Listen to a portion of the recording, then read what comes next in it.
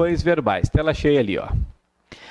Caso forme locução com outro verbo, a impessoalidade do verbo haver o contaminará. Caso forme locução com outro verbo, a impessoalidade do verbo haver o contaminará. Como assim, professor? Não entendi. Lembra que uma locução verbal é quando eu tenho dois ou mais verbos relacionados.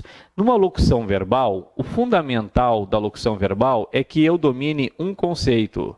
O conceito de verbo principal. Esse conceito de verbo principal é fundamental que eu domine. E o verbo principal é sempre, sempre, sempre o último. Então, em uma locução verbal, o principal é o último. O que acontece? Está dizendo, se o verbo haver formar locução com outro verbo, ele vai contaminá-lo. O que significa isso?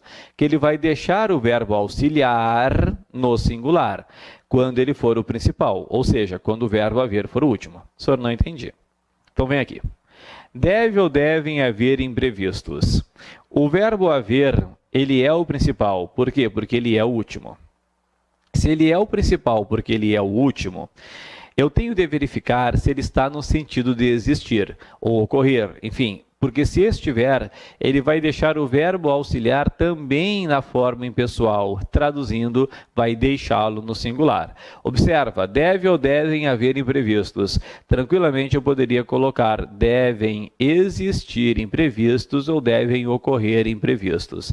Então, o verbo haver é impessoal. Ele passa a impessoalidade para o auxiliar.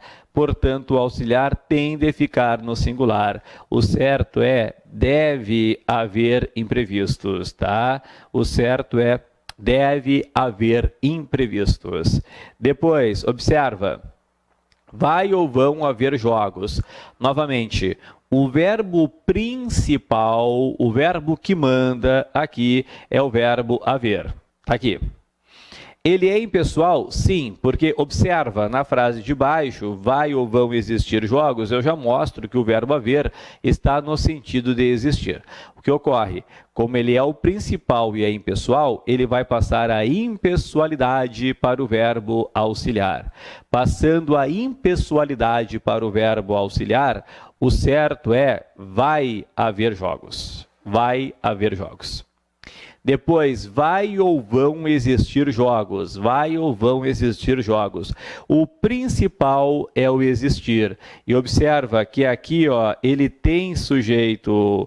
O sujeito é jogos. Senhor, mas olha só. Eu acho que não. Por que não?